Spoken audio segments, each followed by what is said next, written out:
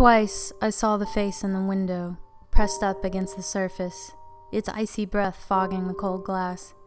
At first it appeared strange to me, the skin beneath its eyes drooping in ripples of flesh, exposing the red sensitive strata underneath.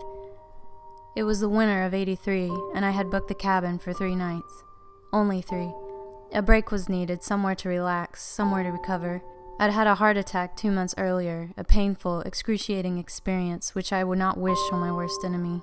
Lying there, sprawled across my kitchen floor, the sharp agony had siphoned through my veins, chest, arm, jaw. I lost consciousness only to find myself in a hospital bed days later. It was my daughter, Jen, who had discovered me. Thank God for her. The cabin was to be a retreat, a place far removed from the stresses of my life. The fallout from a failed marriage, the pressures of a failing career, and the ordeal of staring death in the face. Comfort became a stranger. Fear, however, was now both my enemy and constant companion. Each beat of my heart was felt. The slightest change of rhythm or palpitation was a nursery for terror. The knowledge that, at any time, the agony of death could be brought upon me by the very thing which gave me life. It seemed perverted, an abomination of purpose. I now wandered through life like glass, afraid that the slightest exertion might shatter me. The doctors had done their part through surgery and medication. Now it was my turn to help my body heal as best it could. Only time would tell how successful such efforts had been. I was advised to relax, to undertake some physical therapy, and to avoid any anxiety or sudden shocks. But how does one avoid such a shock or a nasty surprise? By its very definition, a shock is an unknown, unforeseen, unexpected event which lurks in the darkness of obscurity, out there mingled with the fog of yet to come. Around a corner, in the next room, a wrong turn taken, or an unwelcome phone call bearing bad news. I found the entire concept of avoiding the unanticipated to be a laughable one. And still, there I was, preparing for the quiet solitude of the countryside, following the advice of the experts and those men and women in sterile white coats. I had almost ignored the recommendations, remaining slumped at home, counting the hours and beats of my heart as finite measures of my life. When still the mind can unleash a terrible onslaught of memories, I thought of Susie, of the years spent together and now wasted. We had been happy once, but I had played my part in where we ended. She came to visit me in the hospital. Perhaps she too wished for reconciliation. The feeling the gulf between us as she sat at my bedside was worse than any physical heartache. We smiled and spoke the empty words of day to day which litter each and every hospital ward. As she left, she touched my hand for the briefest of moments, and yet I could still feel she no longer sheltered the spark she once had for me. She tried to be kind, but some things done and said can never be taken back, a fire of resentment which can never be extinguished. They say time heals all wounds, but some cuts are deeper than others. In those bleak days of loneliness, I had only the thought of my daughter to keep me from slipping into a dark depression, and yet she stayed with her mom most of the time. Perhaps I had been cold towards her too. I knew my failings as a husband, but I had never conceived that I had been anything but a loving father. And so I lived, for those brief 2 days, a week then I could see her. The in-between times were filled with fear of death and thoughts of worthlessness. Friends, family, doctors, they all urged me to go on a holiday, but I was afraid, scared of my heart giving up, frightened by the possibilities brought forth by an anxious mind, preoccupied with the fragile body which housed it. If it hadn't been for Jai, I would never have gone. He visited me several times a week and encouraged me to be as upbeat as possible with his usual quips and jokes. He kept me going, in fact, and finally persuaded me that a few days away in the countryside would do me good. Still, I was terrified of being left alone, isolated, away from things and people. What if I had another attack? Perhaps the next one would be fatal, and even if I could be saved, I would be too far for help to reach me in time. I needed somewhere that I could relax away from the world, and yet not so far from the wonders of modern medicine. That was why we chose Blackwood Cabin. Jai had visited there as a child. It sat on the outskirts of a large forest, hemmed in on a patch of open ground by a beautiful flowing river on the other side. Despite its seeming attachment from the world, it was in fact only 6 miles from the nearest hospital, which stood near a small town on the boundary of that thick, darkened web of trees. I could feel myself begin to relax as we left the city, and during the drive we both talked and laughed, reminiscing about the days together at university. For the first time in months, I felt positive about the world, watching the motorway recede into the distance, relinquishing its concrete grip to the wild, untamed, and imposing grandeur of the great outdoors. Only once did I bring up the mention of Susie and our separation, but Jai quickly turned the conversation around to something more positive and fun, as he often did. I held out hope that the divorce would never be finalized, that she would come back to me, but hope, too, can be an exhausting predicament, so I attempted to filter Susie from my mind as best I could.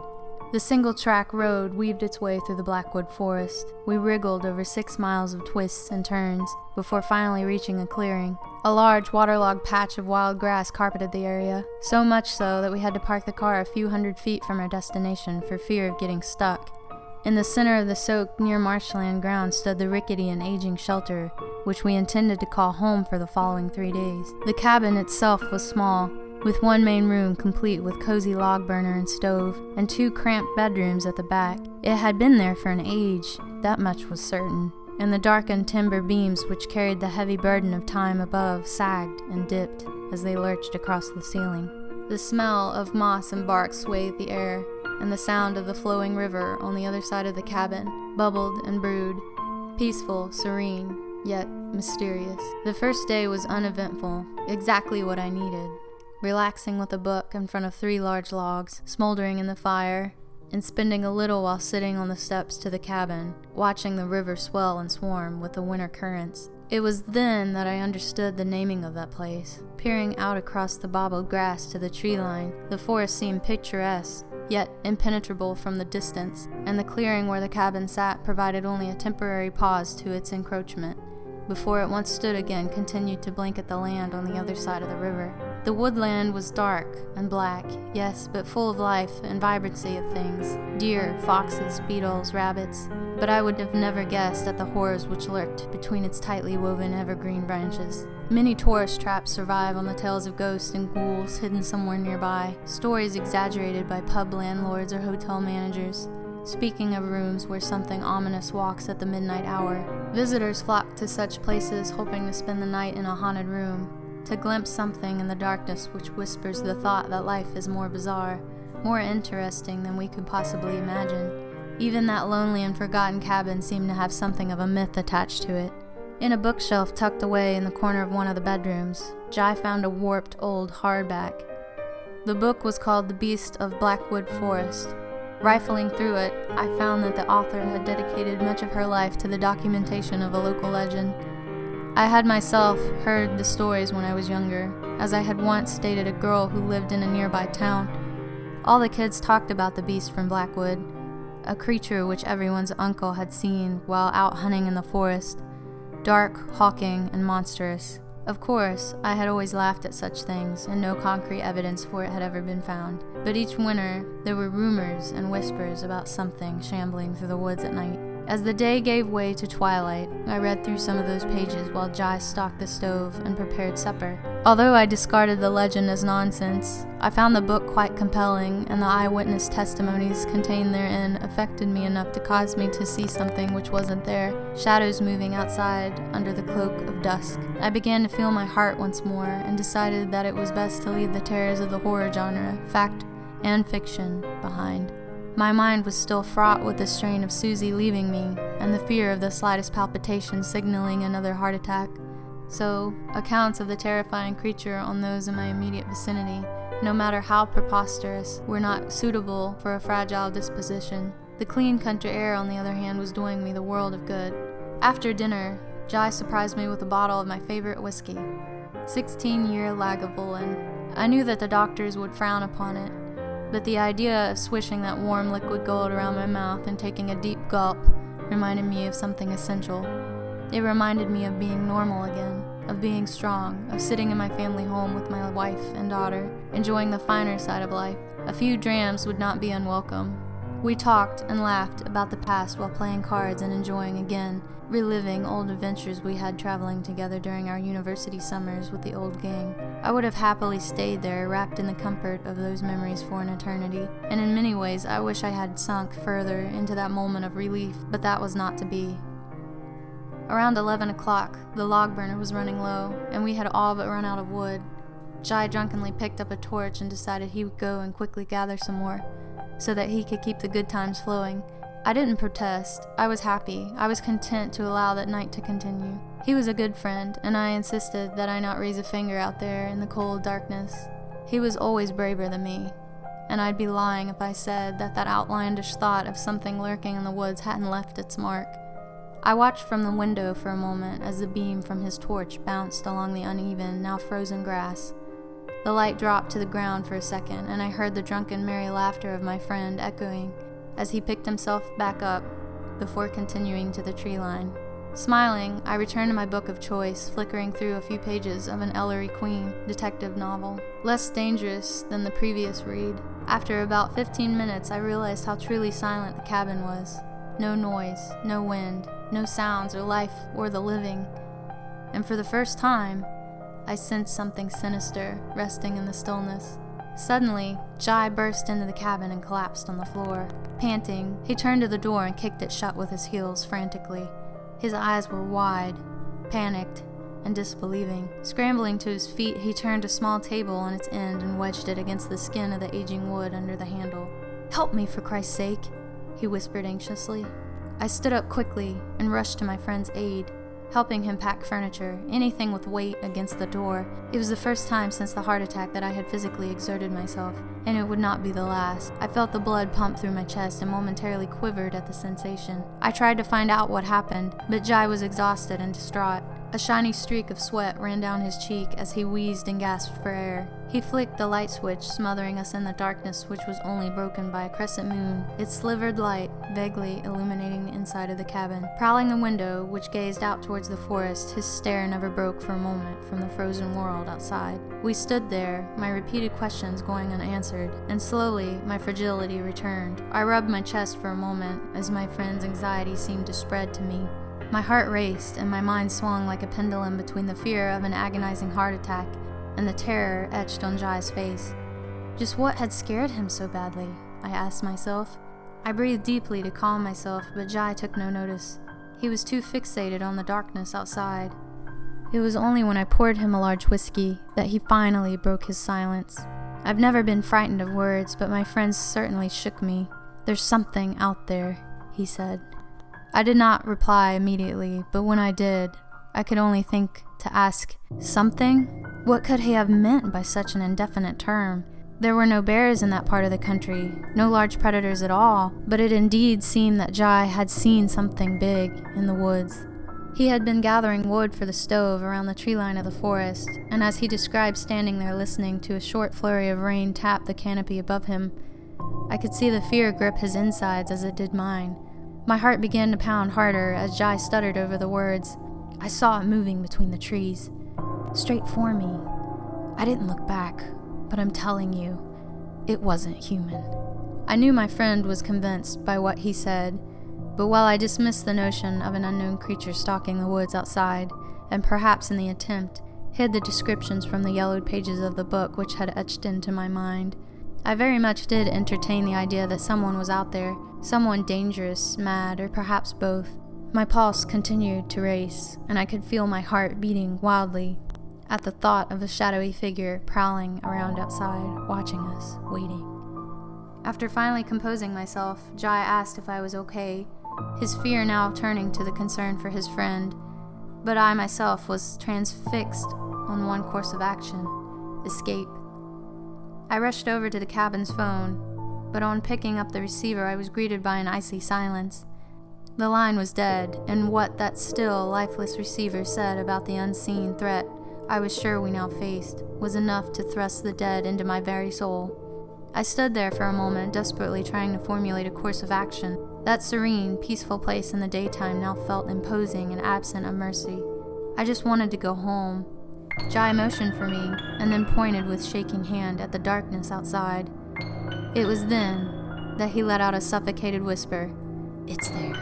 Looking out into the moonlit night, I saw nothing at first, but as my eyes adjusted to the darkened landscape outside, I finally saw it. Deep down I had hoped that Jai had simply drunk too much and spooked himself while out there, but now any dream of a simple and harmless explanation was extinguished. Someone was standing amongst the trees, just standing and looking, bathed in darkness. It was difficult to make out any detail. All I could see was an outline, the outline of a stooped and hunched figure.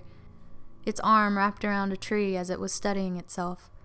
I could not be sure, but I felt as though its stare was firmly transfixed on our cabin, our rickety shelter for the night, which had no doubt seen many winters there before, and perhaps even encountered whoever or whatever was looking at us from across the sodden stretch of icy marsh which surrounded us.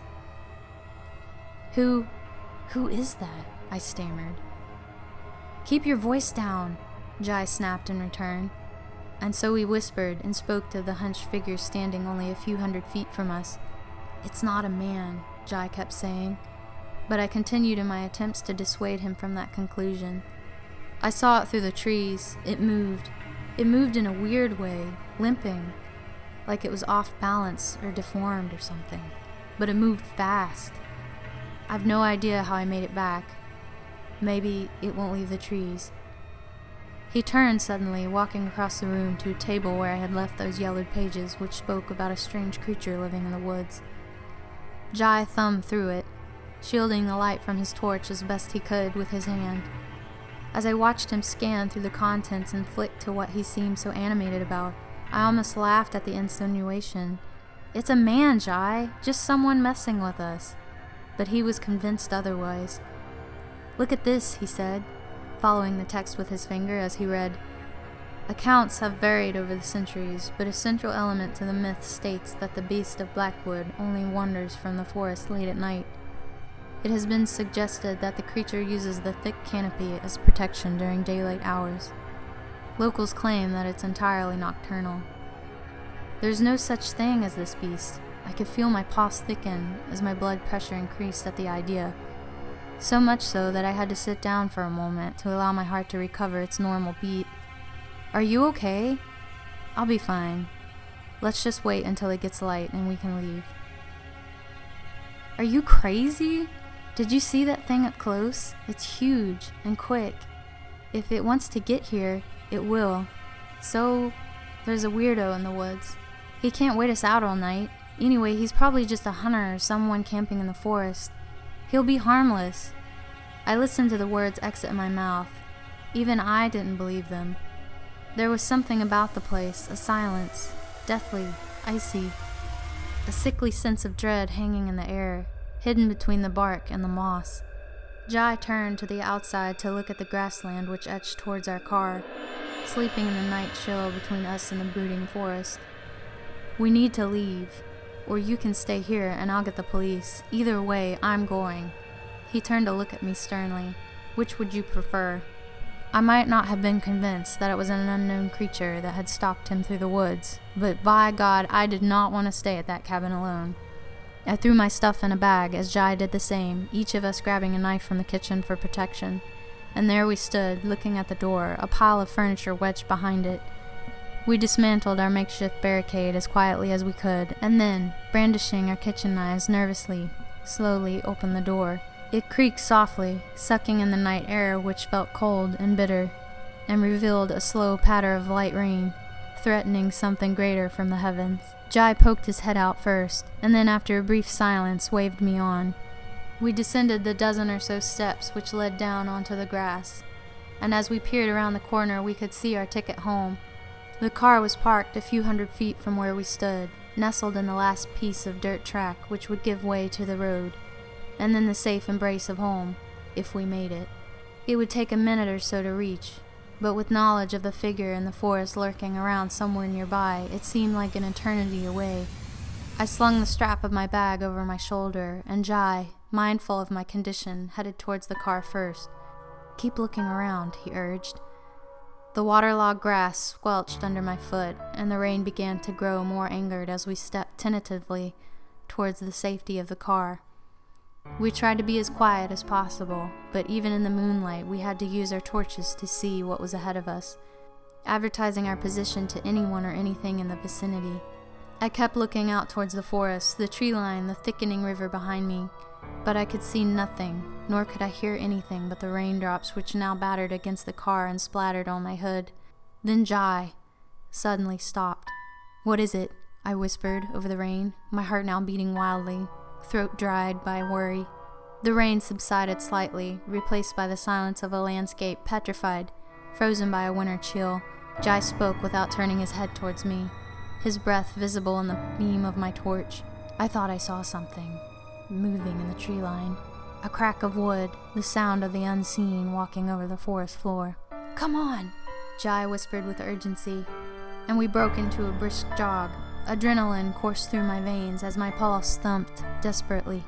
As we continued on, all I could think of was my heart and the deep, stuttered, and freezing breaths I took to try and calm myself. As we drew closer to the car, the faintest wisp of moonlight hung in the air as the crescent above us swung behind the pack of clouds, and the world took on a strange, icy blue. Stumbling over the grass, we finally reached our gray outline of the ride home. "Open the door, let's get out of here," I pleaded as Jai fumbled for his keys, dropping them to the ground. "Bastard," he growled. Instinctively, I pointed my torch downward, illuminating the long wild grass, now whitened by a thick coating of frost beneath our feet. I waited for an instant, and as I peered down at the ground, I recognized that something was very wrong. Jai was not moving. He hadn't even looked down to see where he had dropped the keys. He was staring at something, and the look of sheer panic in his eyes told me we were not alone. I raised my hand, and with it, a beam of light glinted off the car. Two large eyes stared back from the other side of the vehicle, a hunched, hawking thing glaring at us. Crouched behind the car bonnet, it shivered, and as it rose up, I saw it for a moment. Wet, drenched hair, mouth gaping, its face a pallid and quivering gray. It groaned loud, and with a strange, unearthly, and high-pitched undertone, which only added to the creature's horrid appearance. I dropped my bag, and I ran as fast as I could. I panted, sweat, stumbled, thrust myself forward, and with every ounce of energy I had left in me, and as I did so, the first pains came. The freezing cold stung my eyes. I fell twice, helped to my feet by my friend. My heart staggered. It heaved and battered in my chest. I could feel the slight twinge of pain run up my neck, nestle in my jaw. My chest tightened. I cried in terror. This was a heart attack. I yelled out, "Help!" But all I could hear was Jai running behind me, screaming for me to move faster. As the cabin came into touching distance, I heard the heartbreaking absence of my friend's footsteps. I knew Jai, all those years, as close as we were. He was always the brave one. Something I had, at times, been jealous of. The one stubborn enough to stand up to anything. I understood that he was buying me time, a selfless gesture which helped me make it to the steps. Scrambling up them only to turn and see him staring the creature down. Face to face, the beast shrouded in shards of night. As its hulking mass lunged towards him, a searing pain ran up my neck from my chest. I collapsed on the ground, but he needed me, and whatever life was left in my failing body I was compelled to use to help him.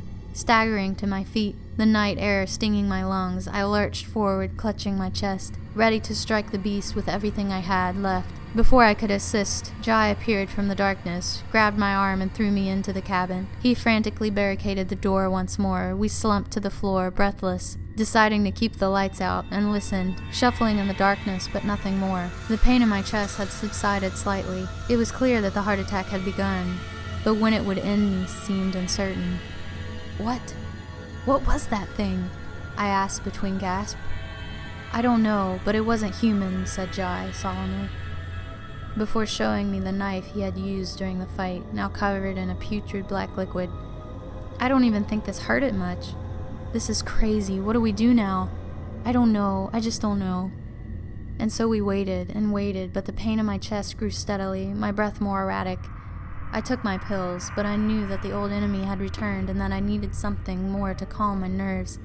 If I didn't receive medical attention, there was every chance I could die. Jai stared at me as I sat on the old couch against the window, worried that each breath could be my last. "We need to get you to the hospital," he said gently. "Yeah, just chopper me in." We both laughed for a moment. Jai stood up and looked outside. He seemed reluctant at first, and no wonder considering what lurked outside. But his concern for me appeared to slowly drown his fear. "I can't see anything out there anymore. The moon is behind those clouds, and we might not get another chance. I think I can make it to the car quicker on my own." "But that thing is out there," I said, deep down in shame that my fear of death galvanized a hope that my friend would indeed find the courage to try again. He leaned over me and smiled kindly, patting me on the shoulder. "I can do this. It's pitch black out there. You'd need to use a torch, and then it would see you," I said, wincing once more at the growing pain in my chest. "I'll flash it on and off, and that way it won't know where I am. Maybe it'll get confused, I don't know." He clenched the torch tightly, while looking at the kitchen knife in his other hand. Hopefully that'll give me enough time to see what's in front of me and ahead of the car. The keys should still be where I dropped them. "Jai, please wait until morning," I asked. But as my friend looked at me clutching my chest, I knew he had already made up his mind. And part of me was glad for the hope his bravery provided. "Barricade the door as soon as I'm out." "Okay," I said, trying to hold back tears of both pain and worry for my friend's life. He gave me a hug, and then he was gone.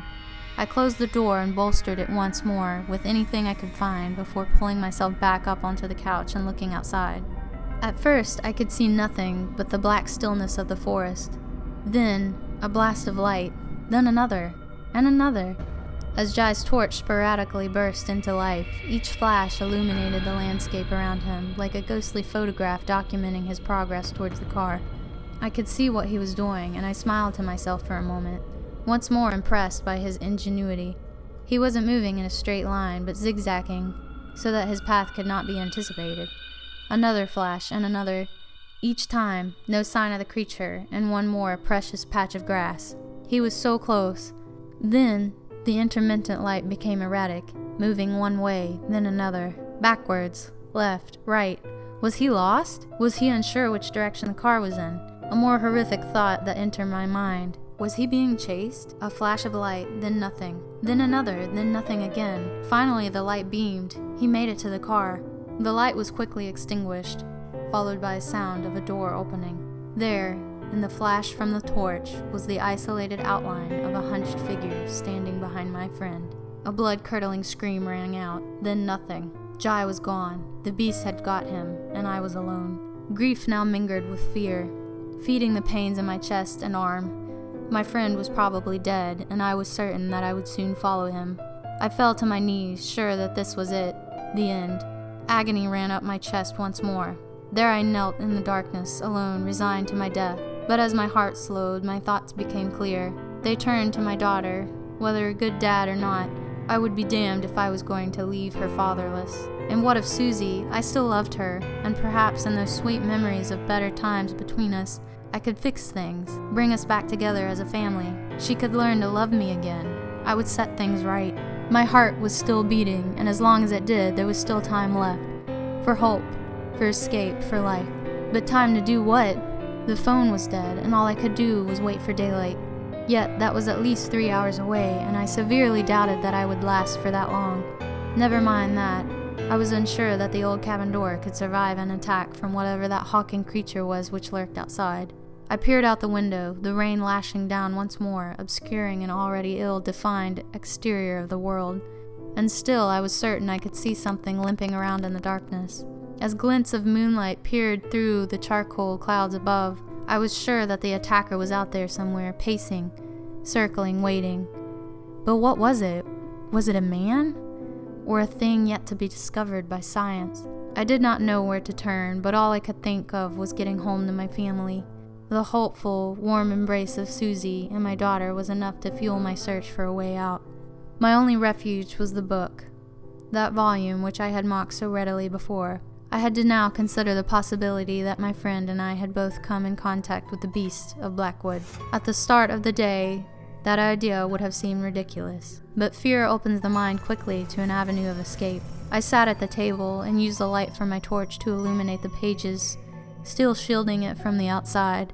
What I read intrigued me. The creature had been described since the 1700s, and there was even the suggestion that it had been seen before, and that there were references to the Gray Man of Blackwood Forest in the fragmented accounts from centuries earlier. There didn't seem to be much in the way of 20th century sightings. In fact, the last person to come forward officially had been in 1952, claiming to have encountered a stooped, gray-faced figure with a contoured, arched back, disappearing between the trees on the other side of the forest. The original myths did not say much about its origins, but it certainly spoke of its motivations. The creature was drawn or attracted by greed. Children would be told to share and be kind, otherwise the beast of Blackwood would appear from the forest and snatch them away at night. I could not look in the mirror and say that I was never guilty of greed, or selfishness, or of a number of other petty human frailties, but to be punished in this way seemed cruel.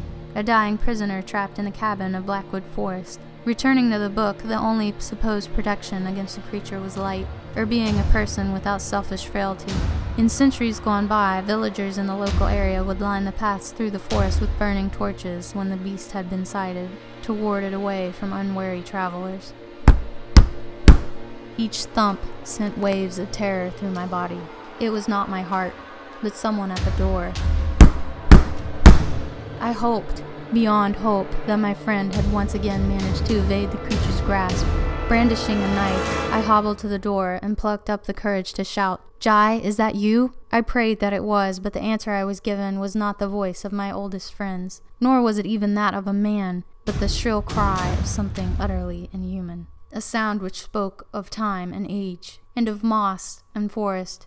A childlike shriek of unspeakable purpose. The door shook violently as I plied for more chairs, pots, anything I could find behind the wooden barrier. The pounding was loud and angered, and the cries continued. I clutched my ears in despair. Then I remembered the light, the torches of old warding the beast away. I flicked the switch and the porch light came on outside. Another cry echoed across the empty landscape, and at that the thudding stopped. I quickly turned all the lights on in the house, now realizing that the creature's weakness. I wasn't sure if I would last, but if I could just make it until dawn, maybe the sun would save me. Then I heard it, the sound of something moving, shuffling, climbing. I stood paralyzed at the realization. It came from my bedroom. The beast had gotten in, attracted no doubt by any greed and selfishness I had harbored throughout my life. Slowly, the door from the bedroom creaked open. My heart pounded, and again my thoughts turned to my family, to my daughter's laugh, and the comforting caress of my wife. They fueled me, drove me to a strength I did not know I had. Even with all of my momentum, the creature's hand managed to slip through the gap, its bobbled gray skin and black matted hair soaked by the rain. I swung with my knife, only to miss its arm. The beast seemed to hesitate for a moment, and as it did, I shoved my hand through the gap in the door and flicked on the light in the room. A howl of pain, and then nothing. I gasped for air and rested against the door for a time, before I finally plucked up the courage to look inside. A window lay wide open, but the room was empty. I closed the window and staggered back into the main room. My heart raced, and while I fought to stay on my feet, a sweeping pain arched up through my back and needled into my chest, knocking the wind out of me. I felt like I was going to pass out and stumbled forward, landing on the couch. I breathed slow and deep. Not yet. Please, God, not yet. The cabin remained eerily quiet, and in that silence sat the memories of better times, of my daughter playing as a child, of traveling with Jai in her 20s, of Susie's smile. I don't know how long I lay there, but I knew that soon my body would give up. I looked out through the large bay window behind the couch and hoped to see the first welcome rays of sunlight, but I saw nothing but darkness. If I was to survive, I had to make it to that car, outrun the beast, and drive through the forest to a hospital, or at least a main road. If I was ever to see my family again, to put everything right, the car was my only hope. It was all or nothing. Then suddenly, the creature's stilted head rose up from beneath the windowsill. The inhuman face pressed against the cold glass.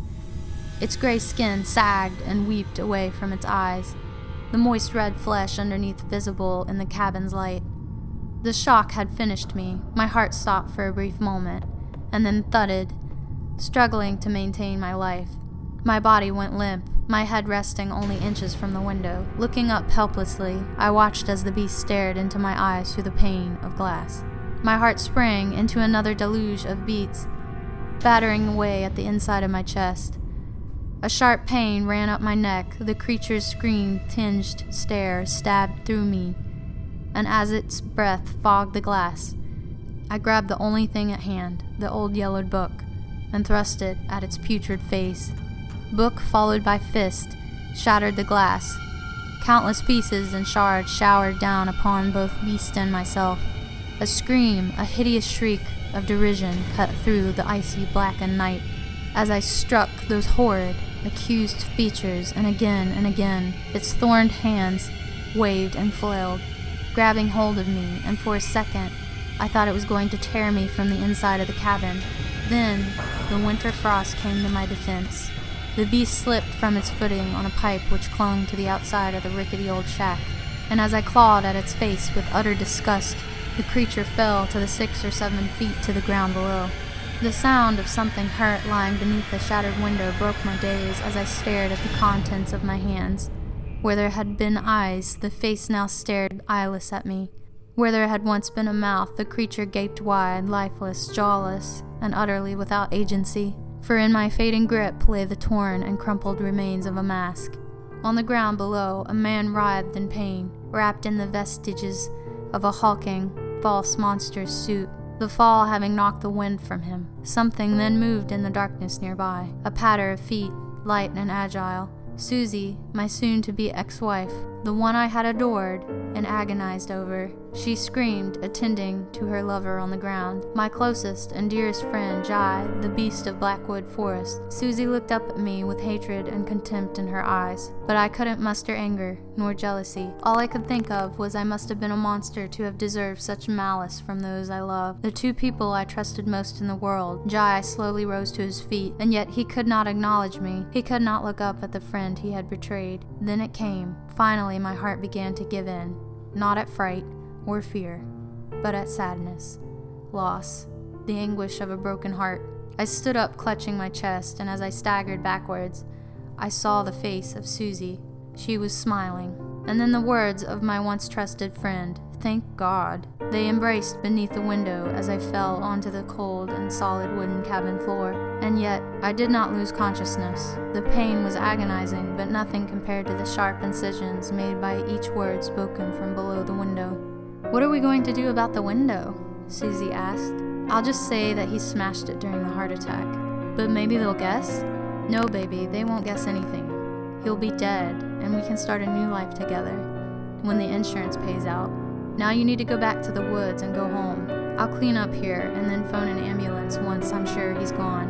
I almost chuckled to myself as I writhed around helpless on the floor. I had hoped that Susie had refused a divorce because of love, because deep down she still wanted me, but instead it was only to hang on to how much money my death would make her. For a while, I heard Jai slip and swear as he attempted to climb up to the broken window once more, but each time he failed to pull himself inside. He then changed tactic and tried to push at the door, but again I had barricaded it effectively, and obviously he didn't want to force it and leave further evidence of foul play. It was then that he had started shouting in anger. It was only a matter of time before he got in, cleaned the place up, and told the police how sorry he was that his dear old friend's heart just gave up. My last thoughts were of my daughter, of never having the chance to fix my mistakes as a father. I finally passed out. And yet, my assumed death was not to be. I woke to find myself in the white glow of a hospital room, my hand held tightly by my daughter who slept in a chair next to my bed. The doctor, who attended to me, said that I had suffered another heart attack, but one which was not as severe as the last, and that while I was to take it easy, with some therapy I would recover. The police were keen to speak with me. I gave them my account of what had occurred, and they in turn told me of all they knew. My unconscious body had been discovered next to a main road just outside of Blackwood Forest, on the outskirts of the nearest town. The cabin was thoroughly searched and was found in the same condition as it had been left, the window smashed and the front door locked and barricaded from the inside. There was no trace of Jai or my wife. They simply could not be found. The only evidence that they had ever found were the footprints in the mud around the cabin, but those which were accompanied by a third, much larger set, which led back, deep into the Blackwood Forest.